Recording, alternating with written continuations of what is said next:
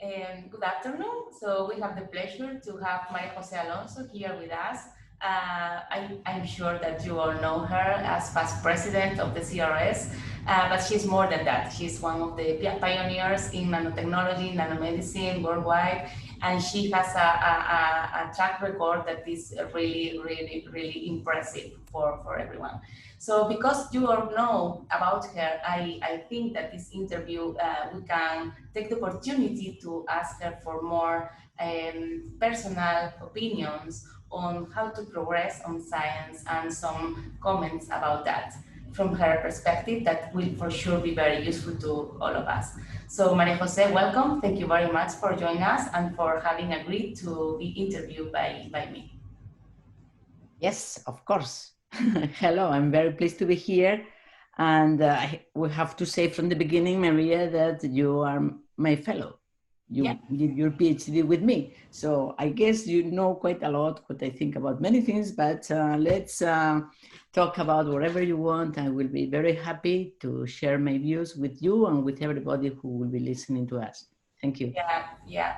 I'm your fellow during the PhD, but I also came back after my postdoc abroad as a first step to start up again my career here in Spain. So I have the opportunity to know you in two different steps of my career, and I also have to say that the relationship was different, and it's different now that I am a PI. So I would like to know, what is your first impression when you receive your PhD students for the first time in your lab, and how can you encourage them from the very beginning to prosecute a career that they don't really know very well? So this is a really challenge to encourage people and to motivate them from the very beginning. So if you can tell us a bit, what's your first impression? How do you normally do? Well, I have to say that every time I meet a new student, I'm really excited because it's a new person with whom I'm going to have a certainly close interaction. And especially if it is for a PhD, if the person is a PhD student, it's kind of intense the first time you meet the person because you want to know how this person is. But actually, this is very, very difficult to see, what are the strengths of this person. Some people are very quiet and very shy. Others are very outgoing. And it is not that simple to fully understand. I'm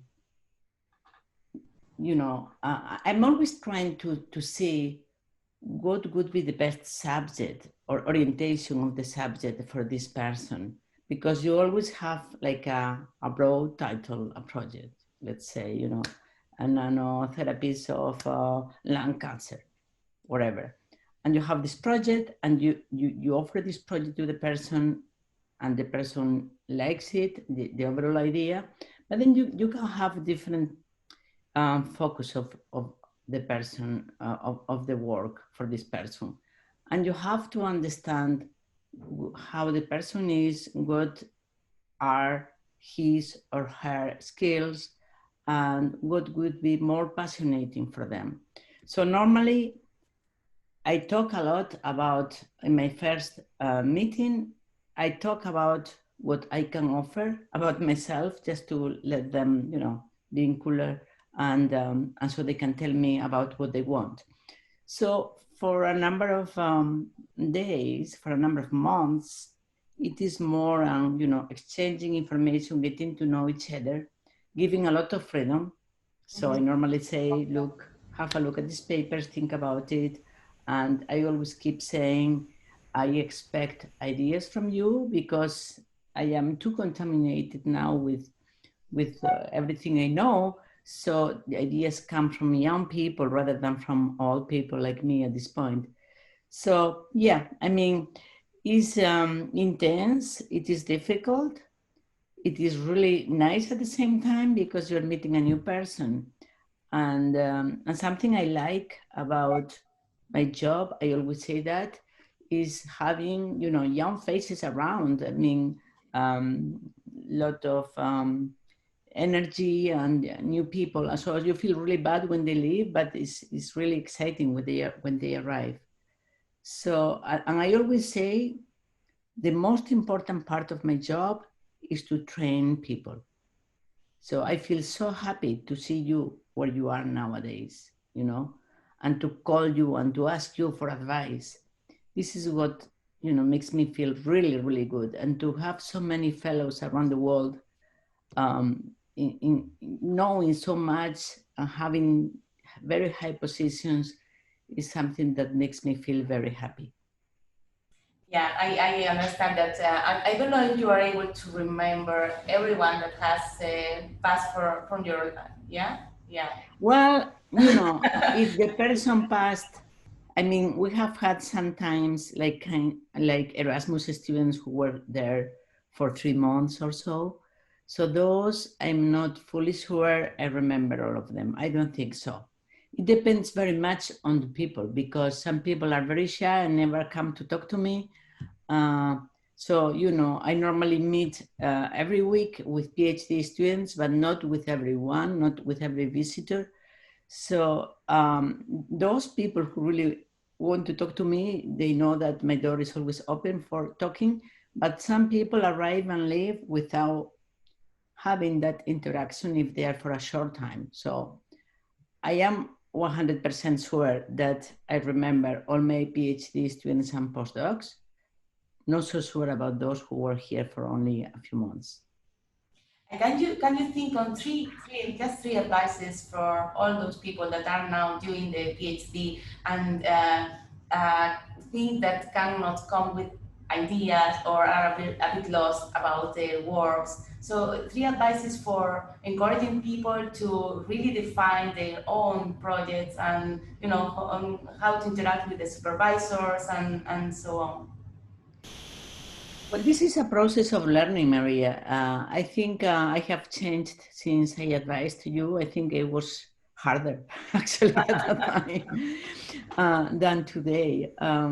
But yes, when you meet somebody and after a while you realize that the person has, you know, wonderful capacity to do science, and you think the person is not doing the effort that would be necessary to become a very good scientist, I feel frustrated. And sometimes it's like I keep saying, you have to be able to get that. This is in your hands. So something I insist a lot on is that when they start, I say, look, you are going to do your PhD. Is your PhD, is not mine. You are not working for me.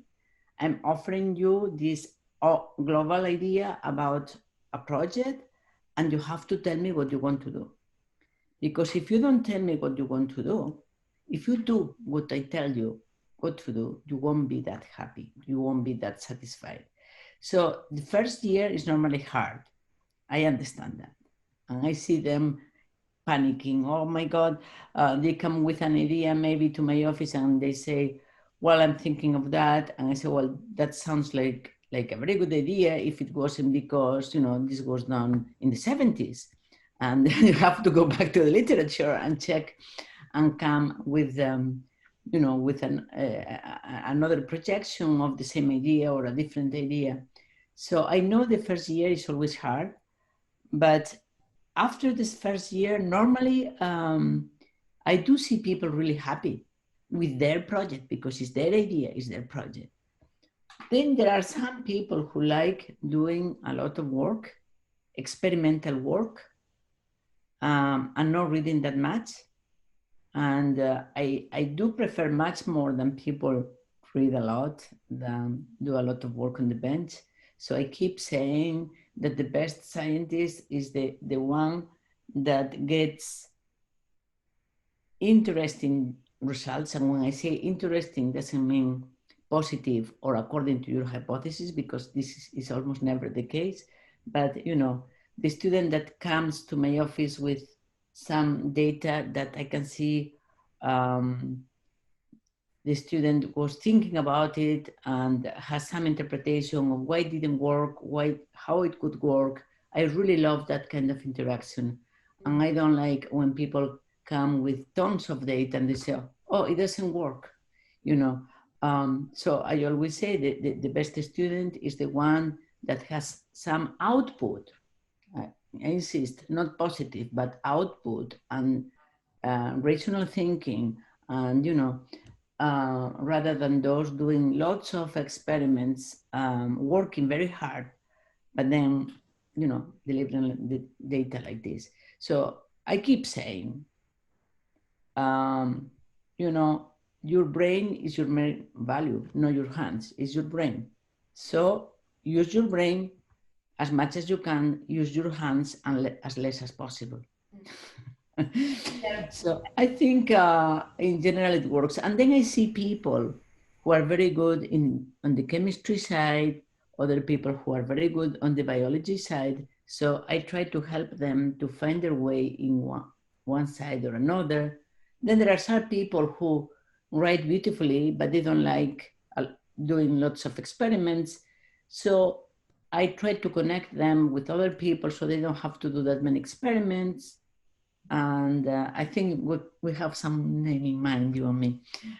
So I try to connect people with others so that, you know, like they can have more data and more kind of output of their work without doing too many experiments. So yes, I mean, the ideal is to get to understand the other person, but this is not always easy. It depends on both sides. Mm-hmm. And sometimes you feel like you are being very close to them, but maybe some of them don't feel that way, you know. Yeah. Maybe also telling them that don't be shy, and if they need something in particular or they are not comfortable with the projects, just go and say. Sometimes it's better speaking. Yeah, I always say be transparent, be clear with me, and be generous. Be generous with your colleagues. That I think that is very important because, you know, when you're in a lab, of course the advisor advises, but you get to learn a lot from your colleagues. Mm. So I also insist on the fact, talk to your colleagues. You can learn a lot one from each other, you know. Mm. So and I always say, we are a lab, we are a team, so you must work as a team, not as an individual person. So sharing data, sharing information, teaching, generosity is extremely critical because, you know, after more than 30 years doing research, my conclusion has been already for a while that the generosity helps you a lot in your life.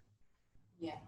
So, and after finishing PhD, I think more and more people are going to industry, or at least this is my perception. Do you have the same feeling that the industry is a very appealing, is very appealing for future career, and that people are tending to go to the industry, or what's your perception or your advice? No, this has always been like that. I do remember doing my postdoc in Patrick Couvrier's lab or Robert Langer's lab, and that was a very common subject of discussion. Would you go for academia? Would you go for industry? I had myself that kind of doubt, and I do remember. I think you had also that kind of doubt. I mean, everybody has. Most people have not a very clear idea. I am a very practical and pragmatic person. So I thought sometimes that industry would be better for me. And I was at the point of leaving the university because university is very competitive and it's very difficult to find your own spot and always, you know, fighting for grants. And is wonderful because you collaborate with many people and have many friends around. But I must admit that especially at your age or even younger, from your 30s to your 40s, normally it's very hard. It's hard to find your own space in academia, which is what I know the most. So when I was close to 30, I was thinking that I should go to industry. I had a very good offer and I thought a lot about it. Now I don't regret, although I think it would have been also good. Mm-hmm. So people are a bit kind of lost sometimes, and especially here in Spain, they do see very few opportunities for becoming an assistant professor, and then, you know, the career is very long, and they prefer to have, either because they prefer to have a good salary from the beginning, or because they are very, as I say about me, very practical, very pragmatic in their view, and things sometimes, if you have this translational view, sometimes you may think that things are better done in industry. I mean, not better, but Different. the goals are very well defined. So you have to work with your colleagues towards a goal. Whereas in academia, you define your own goals and you find your own relations. So much more freedom in academia, but to handle that freedom is also not that simple as in industry. So I normally ask them, and I put them examples, and I tell them to talk to other people who are in industry or academia. And I think every person is a different situation, especially academia, also industry, depends very much on the country. Here in Spain, there are not many opportunities for people either in academia or industry. So unfortunately, many of them have to leave. But I tell them, you know, if you want to be in academia here in Spain, well, as I told you, this is what you have to do. You have to go abroad, you have to work very hard, and then eventually you may have a position. It's not always the case, but yeah, I think everyone should talk to people working here and there and make up their minds and to make a decision. Obviously, it also depends on your personal situation, your family, you know, if you are able to move to another country or not, or from one city to another. Yeah. But both options look really good to me. And I don't think you will be happier in one or another. I am very happy that they made a decision to stay in the university, but I don't think I would be unhappy if I were to industry, to be Yeah, honest. and I think also nowadays the decisions are not final. So I think sometimes you can go Well, for in academia. Spain, it's difficult to Industry change. to academia, yes, but academia to industry, well, maybe yes. I don't know. I don't know. It It's would not be that nice if simple. decisions were not final because we are also evolving as persons during the careers. Sometimes it would be nice to be able to try and test Yeah, different. I mean, in UK, Germany, US, moving from one place to another is easier. Here, it's not that simple, but it's possible. Yes. Yeah, and as a woman who were the first one in many scenarios, and also you received the prize last year at the CRS conference, not the one, no, this last year, yes. Yes, it So, was virtual. yeah, but still a prize. And so do you have for women, for young women that are trying to get there and maybe, have some stereotypes or something? Um, would you have also any advice to them? I don't know. I think it's just the yes, you can, you know, because I People feel very bad. straight. Yes. I just feel bad when I see women who are really good in science and they give up because of family issues, and people think that they have to choose when in fact they don't have to choose, they just need to choose the right partner. but I always say that science is a wonderful world for women, and actually when you look around, most of the science is done by women. So you just have to keep your ambition as high as possible and to be visible. Don't be shy, be visible, show to others what you do, and be. I always tell other women in my generation, we have to help young women because women don't help enough other women. We have to help us and to give us visibility and to think of us for awards, for responsibilities, for things. I think we have to think of ourselves. We are not good at making lobbies. We are not good at programming, I think. I mean, this is a question that some men have asked me. What is your plan for the future? I never had a plan, to be honest. I just did as well as I could, as good as I could at every time in my life, but I never, like, for example, I was invited to be vice rector of research, and I didn't even know the rector. I didn't even know how the university was, because I was not the kind of person who would say, oh, here I am, if you need me. I was not that. And this is very typical of women. Just to give you an example, being the editor-in-chief of DDTR or being the president of the Controlling Society, I received several requests or letters from men saying, I could do that kind of thing. Would you support me for this award? Would you do that for me? I never received one from women. Yeah, that's really significant. Yeah, I know. And then many times we stop ourselves from there. Yes, so it is certainly true that when a man approaches you and say, "Oh, look, I really like what you do. Could you do that for me, or could you offer?" And then obviously you won't do it if you think that the person is not right for the issue he's asking for. However, in other cases, you say, "Sure, yeah, you're a very good candidate for that. Yeah, I'll take you into account." Yes. So women are shy at doing that.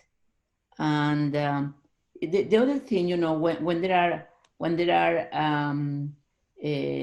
awards that you can apply for, that you can apply as an individual, very few women apply. There are always more men applying for awards than women. Why is that?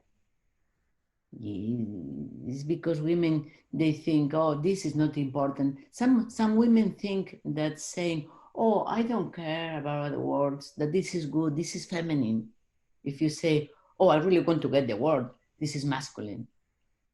So I mean, it's right to get an award and to want to get an award, but sometimes, maybe it's a matter of timing. I don't know. There must be a lot of I guess what I mean is that you have the right to be ambitious. You can be ambitious. This is nothing negative. Okay, thank you very much for your answers. I think we are reaching the end of this interview or conversation, I would rather say, because there were a few questions, but very deep, which is very, very rewarding and very nice. So, because you are an expert on nanomedicine, I would like to have your view on how the field has evolved and which is a bright future, I hope it's bright, that is waiting for nanomedicine. Yes, sure. I mean, I would say that I have lived through the whole evolution of nanomedicine, because I was doing my postdoc with Patrick Couvreur in the 86, and there were only a few articles. And then until now, and the term of nanomedicine started only a couple of decades ago, right? But there were many people working already in the 60s and 70s. Well, not many, but a few relevant people. And so I have been assisting to the evolution of the field, and the field has become much more multidisciplinary. In particular, I would say that over the last decade, a lot of biologists and even medical people have become interested on nanomedicine, and this has changed quite a lot the field. Also, people from material sciences. So I think the evolution is the typical evolution of a new technology. So lots of excitement at the beginning, a lot of expectations, and then people started in the last few years, started saying, oh, nanotechnology has not delivered according to the expectations.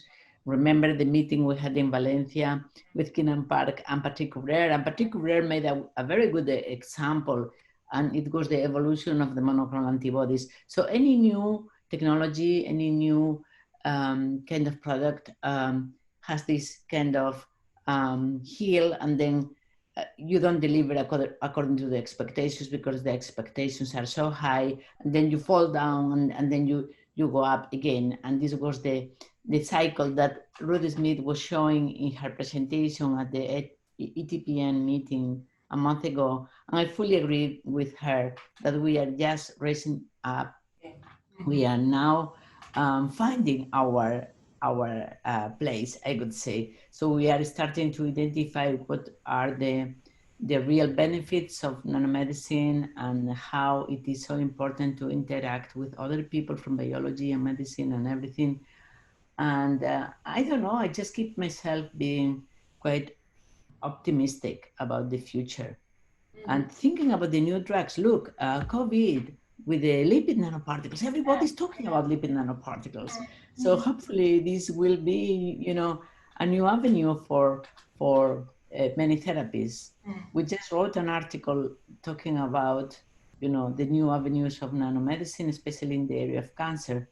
And I do think that the best is still to come, especially with the biological drugs and new kinds of treatments. I think nanotechnology will have a significant role. So very positive view about the future. Yeah, we hope that it will be that way and to be there to see it for sure. So thank you very much, María José. It's always a pleasure talking to you. And I do it more often, but I thought that it will be also of interest for many other people at the CRS. So thank you very much. And yeah, see you hopefully soon in person, hopefully. I don't know. Goodbye to every CRS person. You know how much I love CRS. So please keep working with CRS, keep you know, doing things for CRS because we are a great community. Thank you, Maria, and goodbye to everyone. My best wishes to everyone around the world. Bye-bye. Bye-bye.